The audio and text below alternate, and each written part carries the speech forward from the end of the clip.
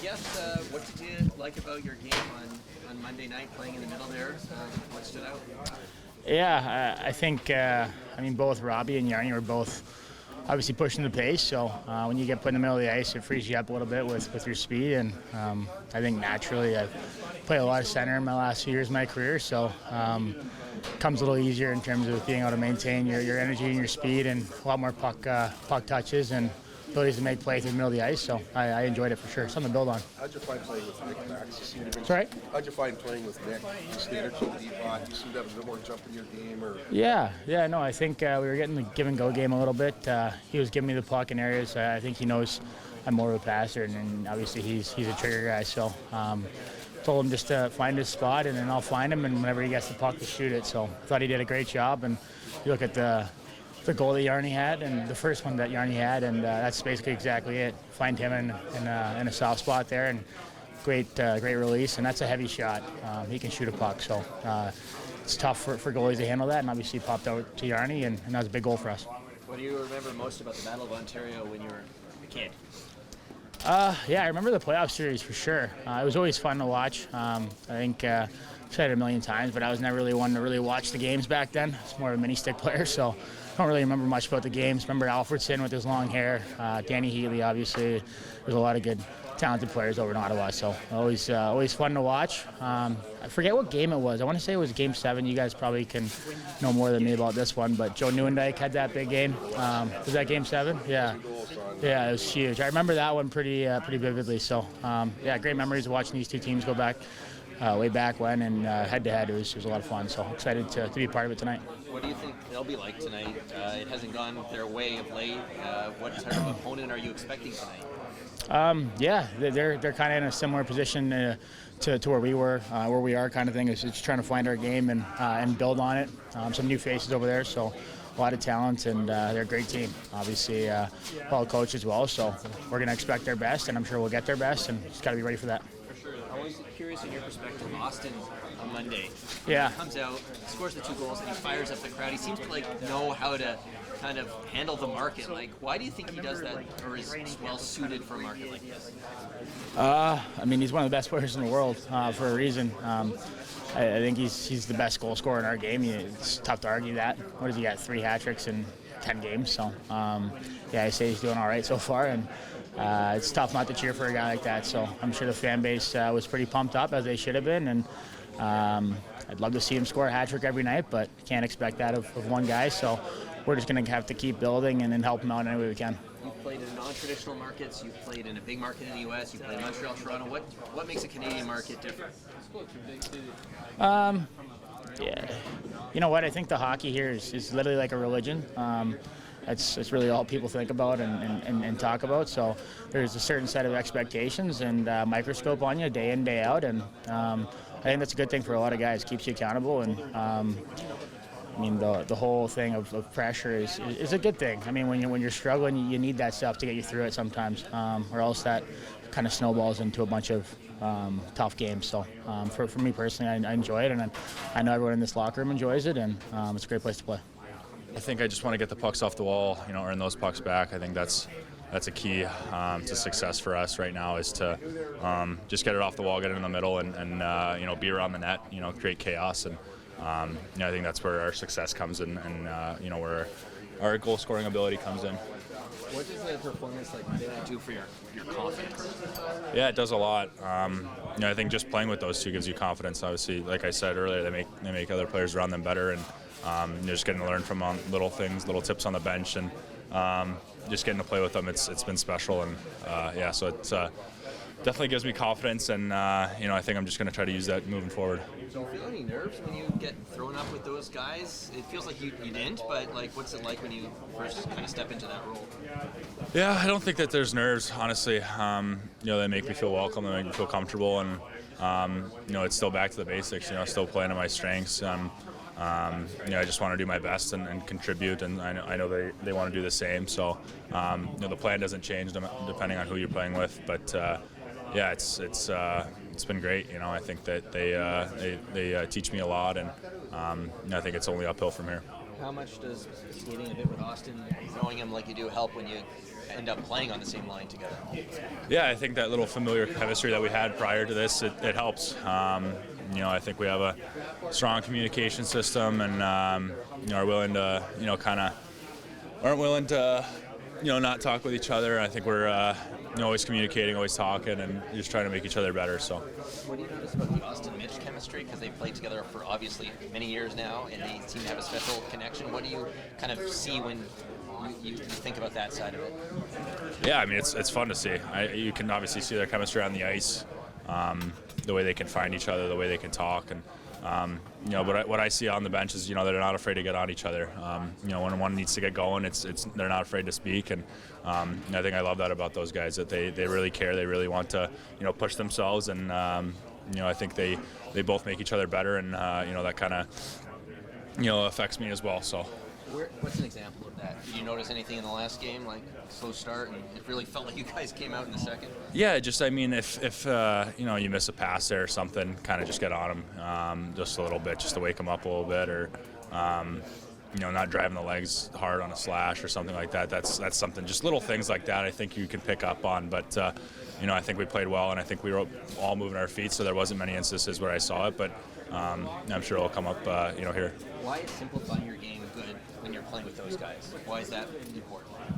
Yeah, I mean, they have the puck skill, right? Like, they let them dance, let them do the work, and it's my role to be around the net, screen the goalie, and do the little things for them, and just make their life a little bit easier on them. I think that they're really dangerous with the puck, so that's my best goal, is to just get them the puck as much as possible, and I think they can make good plays, and I just got to find myself in good areas so they can find me or just put it in the back of the net.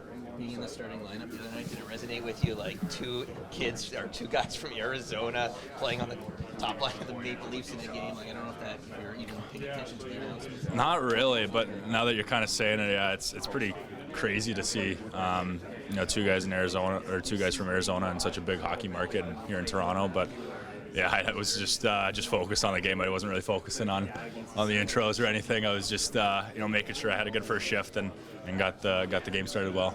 What's the message from Dean on the penalty kill?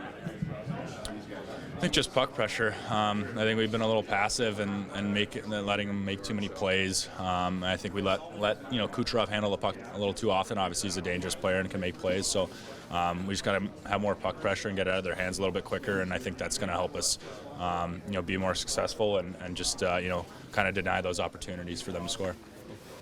John, what stands out to you about how Knies uses his body? Sometimes younger guys, it takes a while to figure it out how to use their big frame at this level, but it seems like he's picked it up pretty fast. What stands out to you? Yeah, I think it's a major asset for him, and I think as what is really impressive is the physical maturity he possesses and shows on the ice, and the confidence he has with that. There's no doubt that's usually something that takes a little bit of time.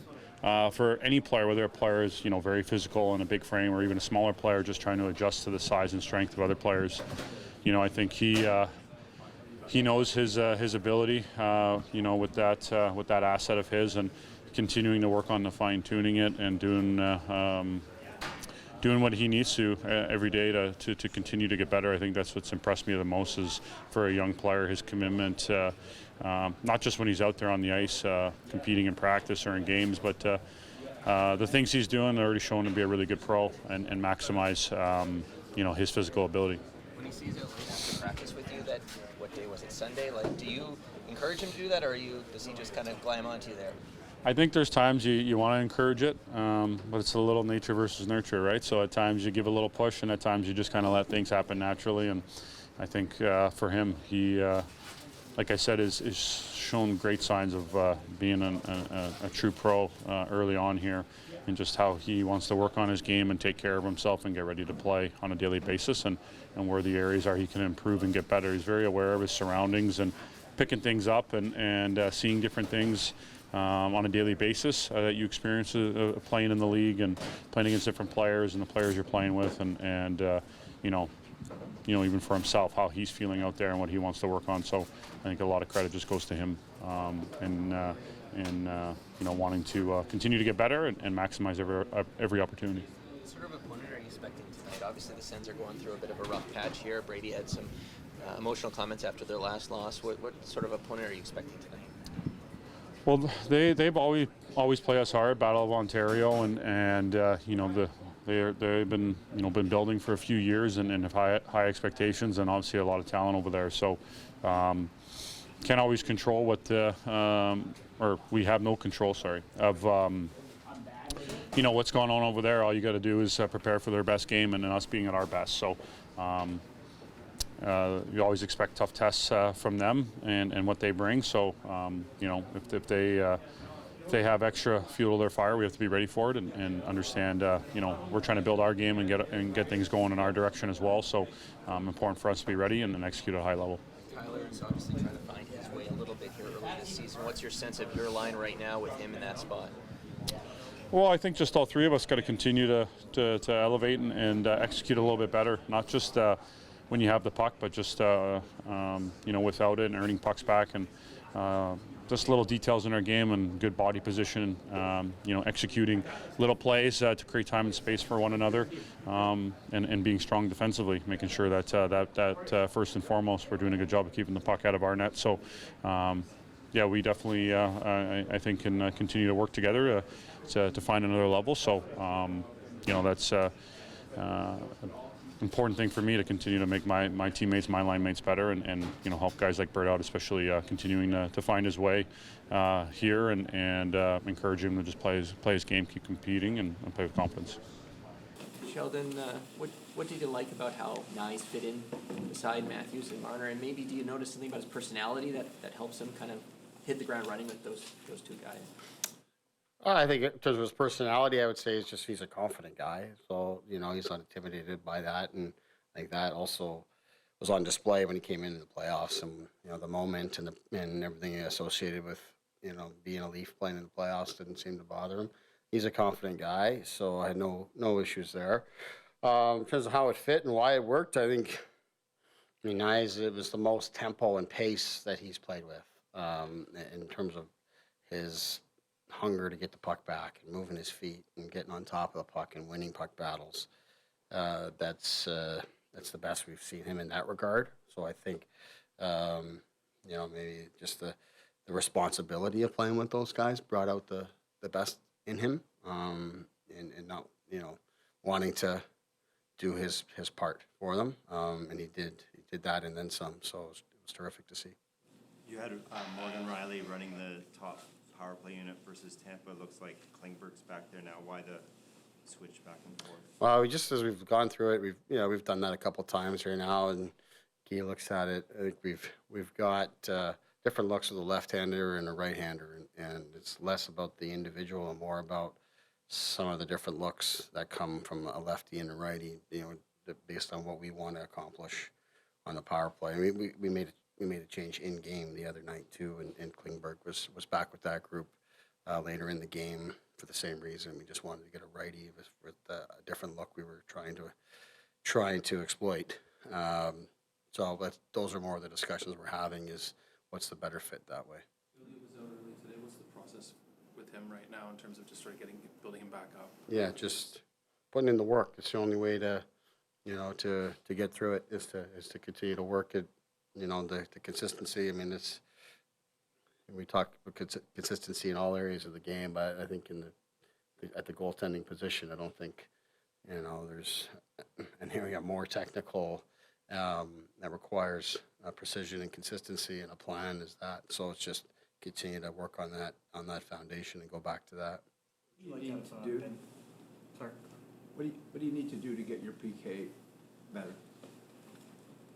We need to execute better. It's started as some of the newer guys and working them in, and we've got some guys who've got a lot of experience on it and haven't have made mistakes that we don't expect them to make.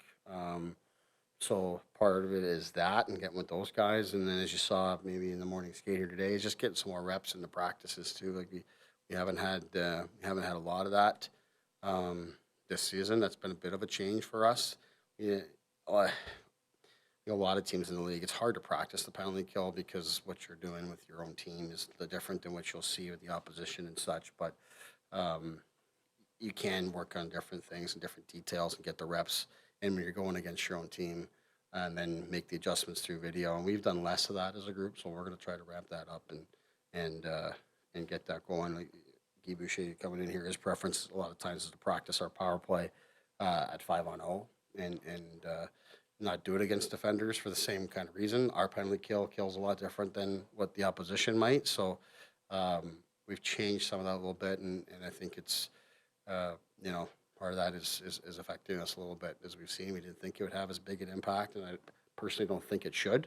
We got some guys who make their living because they kill penalties and do it well, and we expect them to be better at it. But in terms of how we can help them, I think that's one way we'll increase our reps in that. Want it to be at right around 80%, is that? 100% would be great. Do you see Max as a long-term option at center for you, think, Sheldon? Well, he's played it before, right? He's played an important role in Dallas in the most important time of the year and played down the middle of the ice. He's done it different times. If I just take the one game sample we have here, sure, I'd say yes. If you can play like that, I think it can absolutely work for us. But we'll take it a game at a time, and we'll go. I think if he can play like he did the other night, and maybe center frees him up to skate the way that he did and have the puck on his stick more like he did, I think that'll help his overall game no matter where we use him. Just kind of as he finds that rhythm. But it's certainly a nice option to have, and it worked the other night. So we'll stay with that.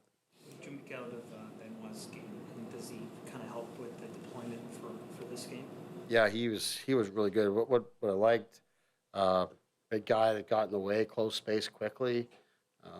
He's got good mobility and can, close that space, and then he does it physically.